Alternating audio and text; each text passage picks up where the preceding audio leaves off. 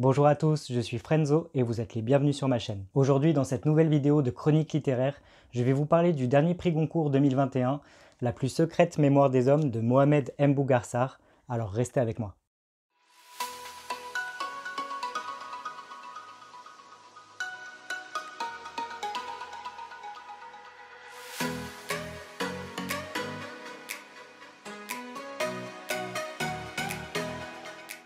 Avant de commencer cette chronique, nous allons nous intéresser à l'auteur qui a remporté ce fameux prix qui est le prix Goncourt, à savoir Mohamed Mbougarsar. Pour ceux d'entre vous qui ne le connaissent pas encore, Mohamed Mbougarsar est un Sénégalais qui est né en 1990 et qui vit aujourd'hui en France. C'est donc un auteur assez jeune mais qui a déjà écrit trois romans qui ont déjà reçu des prix. Parmi ces trois romans, vous trouverez Terre Sainte, Silence du cœur ou encore De purs hommes. Il a également écrit une nouvelle qui s'intitule La Cale que vous retrouverez gratuitement sur internet. Comme d'habitude, en barre d'infos de cette vidéo, je vous mets tous les liens pour retrouver l'auteur ainsi que ses ouvrages si vous souhaitez vous les procurer.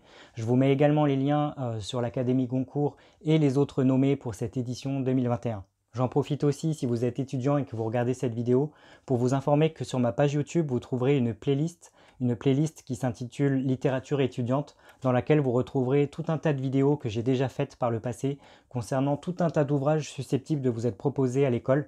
Donc n'hésitez pas à y faire un petit tour. Vous y trouverez entre autres des classiques de la littérature, des livres qu'on est susceptible, comme je disais, de vous proposer en cours, donc n'hésitez pas. Pour en revenir à Mohamed Mbougarsar, si aujourd'hui on entend beaucoup parler de lui, c'est parce que son roman La plus secrète mémoire des hommes a remporté du coup ce fameux prix Goncourt 2021. Un roman que vous trouverez aux éditions Philippe Ray Jimson. Alors, et en essayant de pas trop vous divulgacher l'intrigue, La plus secrète mémoire des hommes, ça parle de quoi? C'est assez compliqué et difficile de vous raconter cette histoire, dans le sens où l'auteur lui-même n'aime pas le faire. Tout simplement parce que je pense que c'est une histoire qui, à mon sens, se vit plus qu'elle ne se raconte. Mais pour faire simple, le roman nous introduit au personnage de Diégane, un jeune écrivain sénégalais qui découvre un jour en France un roman qui va bouleverser sa vie et sa façon de voir les choses. Ce roman s'intitule Le labyrinthe de l'inhumain et il a été écrit par le mystérieux T.C. Eliman. Un roman qui a remporté un succès aussi rapide qu'éphémère. En effet, son auteur, en 1938, a déclenché un tel scandale à la publication de cet ouvrage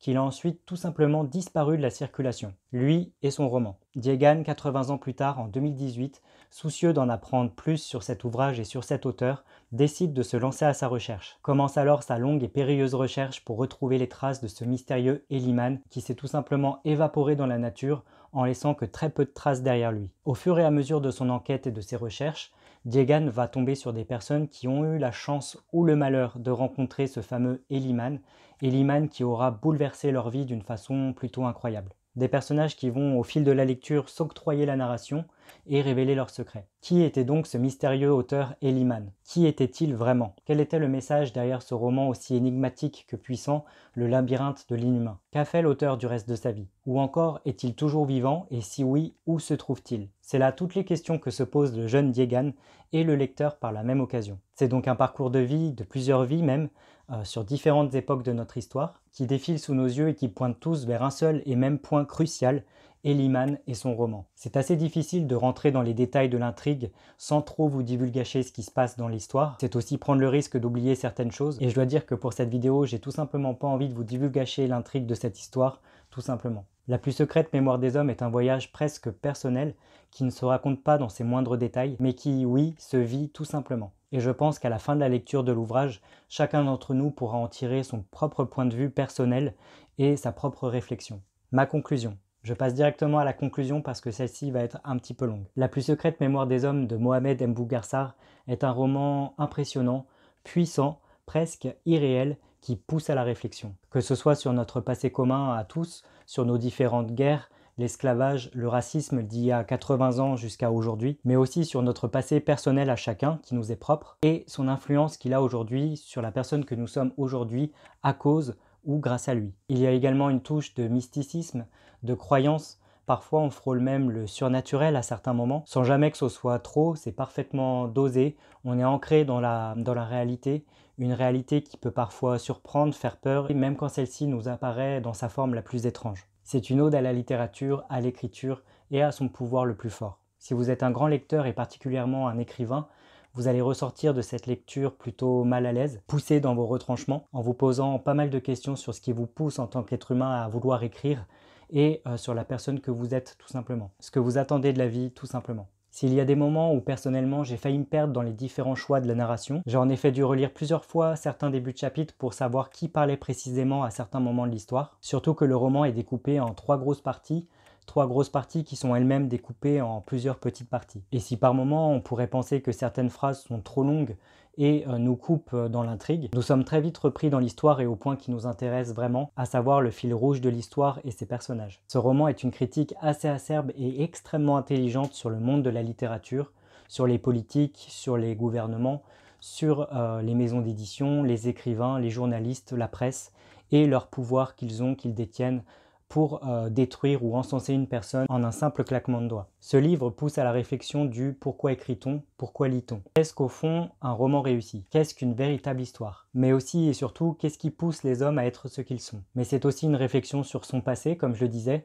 Peut-on réellement renier ses origines? Ou plutôt, et là c'est vraiment intéressant, peut-on vraiment renier ses origines quand c'est celles-ci qui nous ont reniés en premier? Peut-on vraiment s'imprégner d'une autre culture en tentant d'effacer ou d'oublier là d'où on vient? C'est la définition même de la plus secrète mémoire des hommes. C'est dans le titre de cet ouvrage qu'on peut tenter de comprendre tous les points que je viens d'aborder. Il y a à plusieurs reprises dans le roman des éléments qui nous amènent à penser qu'on finit toujours par être rattrapé par notre passé, tôt ou tard. Sommes-nous prêts à l'accepter ou non?